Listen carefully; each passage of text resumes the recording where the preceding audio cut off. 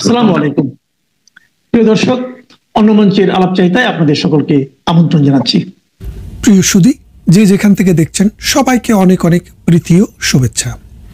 সাম্প্রতিক আপনারা দেখে থাকবেন সবাই যে লন্ডনে এনসিপি নেতা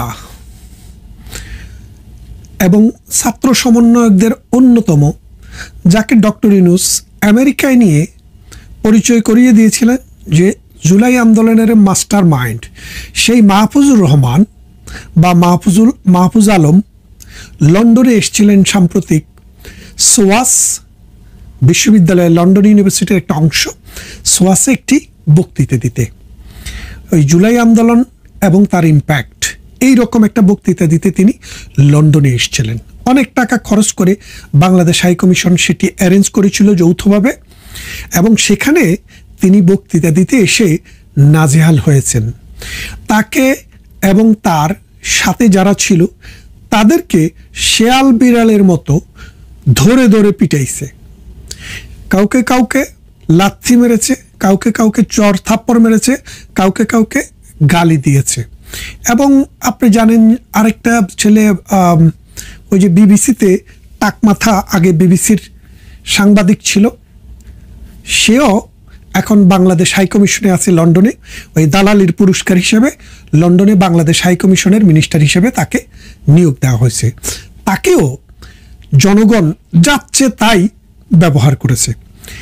এর কদিন আগে জাপানে গিয়েছিল, সেখানেও কিন্তু প্রাণ নিয়ে বাঁচিয়েছে, প্রাণ বেঁচে কোনো রকম বেঁচে এসছে। আমেরিকার নিউ ইয়র্কে সেটাও আপনারা দেখেছেন যে ইতিহাস হয়ে গেছে। তার মানে পৃথিবীর যেখানেই এনসিপি যাচ্ছে, পৃথিবীর যেখানে ছাত্র সমন্বয় করা যাচ্ছে, সেখানেই জনরোষে পতিত হচ্ছে, মানুষের পেটুনি খাচ্ছে, মানুষ তাদেরকে শিয়াল বিড়ালের মতো, কুত্তা বিড়ালের মতো পিটাচ্ছে, ব্যবহার করছে। এর কারণ কি আপনারা কি কখনো চিন্তা করে দেখেছেন? এই জুলাই আন্দোলন 1 বছর পেরিয়ে 12 মাস পেরিয়ে 14 মাসে গিয়ে পৌঁছেছে। এই 14 মাসের ভিতরে তাদের চামড়ার দাম, তাদের মুখের কথার ভ্যালু, তাদের যে মানে ব্যক্তি হিসেবে তাদের সামাজিক অবস্থান কতটা ডিটোরিয়েট করেছে। মানুষ আন্দোলন যারা করে, সংগ্রাম যারা করে, অভ্যুত্থান যারা করে, বিপ্লব যারা করে, তাদেরকে ফুল দিয়ে বরণ করে, তাদেরকে ভালোবাসে, তাদেরকে হৃদয়ের মণিকোঠায় রাখে। গতকালকের পত্রিকায় দেখলাম এনসিপি প্রধান পত্রিকায় স্ট্যাটাস দিয়েছেন, মানে ফেসবুকে স্ট্যাটাস দিয়েছেন, যেটা প্রথম আলো পত্রিকায় এসছে, যে সরকারও তাকে হত্যা করতে চায়। তার মানেটা কি? তার মানে জামাতে ইসলাম তাকে হত্যা করতে চায় বলে তারা একটা ইঙ্গিত দিয়েছে। কিন্তু জামাতে ইসলাম বা ডক্টর ইউনূসের তো পুত্র, সে মানে ইউনূসের বরপুত্র বা ইউনূসের পালক পুত্র। এই পালক পুত্রকে ইউনূস সরকার কেন হত্যা করতে চায় বলে তিনি বলেছেন, সেটার কি কোনো মজেজা আপনাদের জানা আছে? যদি জানা না থাকে জেনে নিন। কারণ পৃথিবীর নানান গোয়েন্দা সংস্থা, নানান দেশের গোয়েন্দা সংস্থা, বাংলাদেশের গোয়েন্দা সংস্থা, মানে এসবি, ডিবি, তারপরে আর্মিতে যারা আছে তারা সবাই, এনএসআই, তারা সবাই ইউনূস সরকারের কাছে রিপোর্ট দিয়েছে যে এএনসিপির নেতারা বাংলাদেশের 64 ডিস্ট্রিক্টে দুর্নীতিতে আখণ্ড নিমজ্জিত, এবং দুর্নীতি করে করে তাদের পেট মোটা হয়ে গেছে, শরীরের সাইজ বড় হয়ে গেছে, গাড়ির কালার পরিবর্তন হয়ে গেছে। যে লোক স্যান্ডেল ভরে ঘুরত এখন দামি দামি মানে শু পরে, জামা পরে। আপনারা জানেন যে ওয়েস্টিনের মতো জায়গায় গিয়ে একবেলা খাওয়া, রাতের খাবার কি পরিমাণ দাম সেটা আপনারা জানেন। তার সঙ্গী সাথীদেরকে নিয়ে তারা এখন সেখানে যায় খায়। তার সাথের যারা আন্দোলন করেছে তারা খেতে পায় কিনা এ নিয়ে তাদের মাথা ব্যথা নেই, তারা নিজেরা পেট পুরাচ্ছে। এবং এই সব কারণে বাংলাদেশে তাদের ভ্যালু এখন জিরোতে। আপনারা জানেন 2-3 দিন আগে, এই 4-5 দিন আগে নেপালে একটি গণ অভ্যুত্থান হয়। সে অভ্যুত্থানে যে সরকার ক্ষমতায় ছিল সেই সরকার দেশ থেকে বিদেশে গিয়ে আশ্রয় নেয়। এখন এর পরপরই ঠিক 3 দিনের মাথায় সেই দেশে একটি সরকার আসলো। সরকারটিকে সেই দেশের সাবেক প্রধান বিচারপতি সুশীলা তিনি দায়িত্ব নিয়েছেন। তার কাছে তাকে সেজদা করে, হিন্দু রীতিতে মাথা নত করে তার কাছে সমস্ত দায়িত্ব বুঝিয়ে দিয়ে ছাত্ররা যারা স্কুলে চলে গেছে, কলেজ বিশ্ববিদ্যালয়ের যার যার প্রতিষ্ঠানে চলে গেছে, তারা কেউ সরকারের অংশ হয়নি, তারা কেউ সন্ত্রাস চাঁদাবাজ করছে না, তারা রাষ্ট্রকে ডিরেল করার চেষ্টা করছে না। আর সুশীলা যেদিন ক্ষমতা গ্রহণ করেছেন সেদিনে তিনি ঘোষণা করেছেন যে আগামী 2026 সালের 5 মার্চ সে দেশে একটি জাতীয় নির্বাচন অনুষ্ঠিত হবে। তাহলে বোঝেন, আমাদের ইউনুস, নোবেল ইউনুস, সুদী ইউনুস বাংলাদেশে এসে বছরের পর বছর থেকে ব্যক্তিগতভাবে কিভাবে ডিজিটাল ওয়ালেট নেওয়া যায়, কিভাবে বিশ্ববিদ্যালয় নেওয়া যায়, কিভাবে নিজের মামলা থেকে অব্যাহতি পাওয়া যায়, কিভাবে 666 কোটি টাকা মাফ করা যায়, আপন ভাতিজা ভাই বেরাদরকে কিভাবে সুযোগ সুবিধা দেওয়া যায়, এবং তার গ্রামীণ ব্যাংকের যেসব মহিলারা চাকরি করত, যেই সব ঘনিষ্ঠ লোক ছিল, তাদেরকে কিভাবে সরকারে রাজনীতিতে রিহেবিট করা যায়, সেই চেষ্টায় যখন ব্যর্থ সুশীলা দেশ জাতিকে একটি সুষ্ঠু নির্বাচনের মাধ্যমে মানুষের প্রতিনিধির কাছে ক্ষমতা হস্তান্তরের জন্য প্রথম দিনে ঘোষণা দিয়েছে।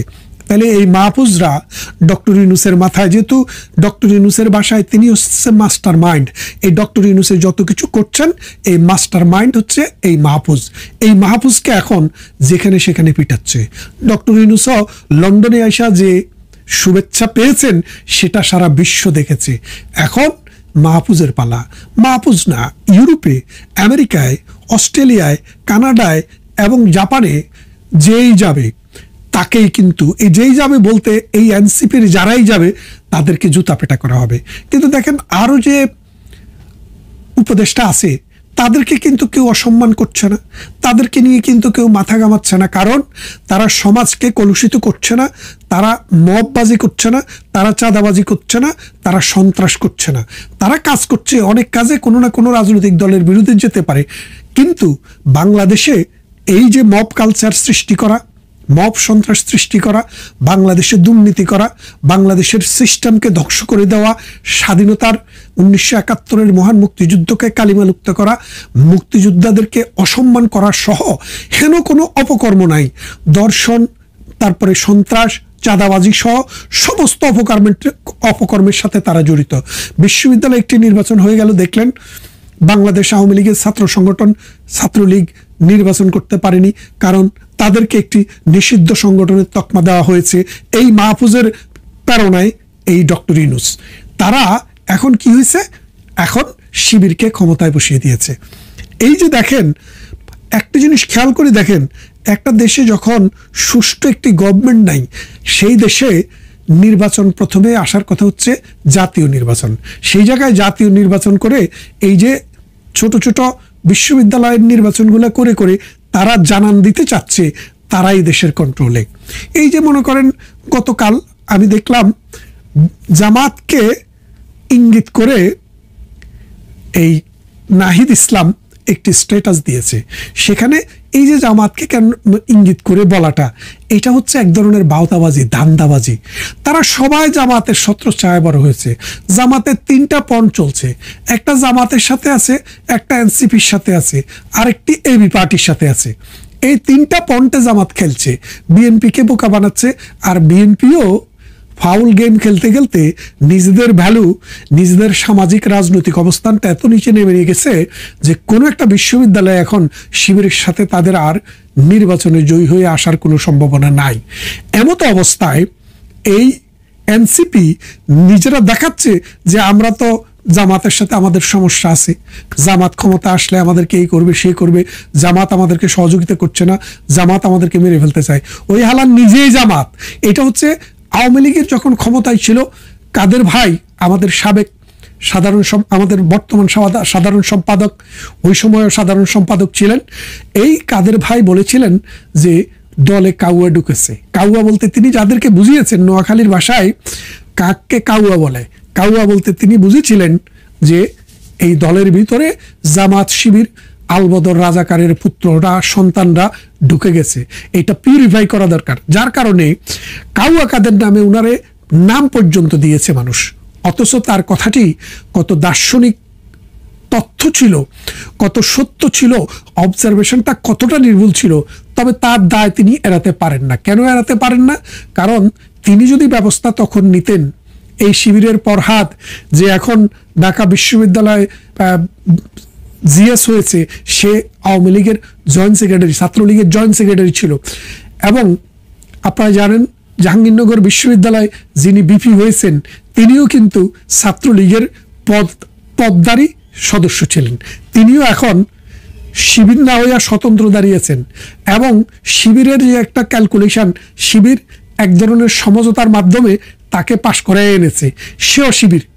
তো সেই জন্য বলছি, এখন এই শিবিরের আরেক গ্রুপ হচ্ছে ওই ইয়ের সাথে, এনসিপির সাথে। এনসিপি, এই শিবির, হিজবুত তাহরি, এরা নিজেরা শুধু মানুষের সিম্পেথি পাওয়ার জন্য দেখাতে চাচ্ছে যে আমরা শিবির না। কদিন পরে দেখবেন তারা জামাতের সাথে নির্বাচনও করবে, হয়তো জামাতের আসনে জামাত ছেড়ে দিবে, তারা নির্বাচন করবে, অথবা বিএনপি জামাত দুটাকে একসাথে এনে তারা সেখানে নির্বাচন করবে। সুতরাং আপনারা বুঝতে পারছেন যে এই মাহফুজরা এখন পৃথিবীর কোনো দেশেই আর নিরাপদ না, বাংলাদেশেও তারা নিরাপদ না।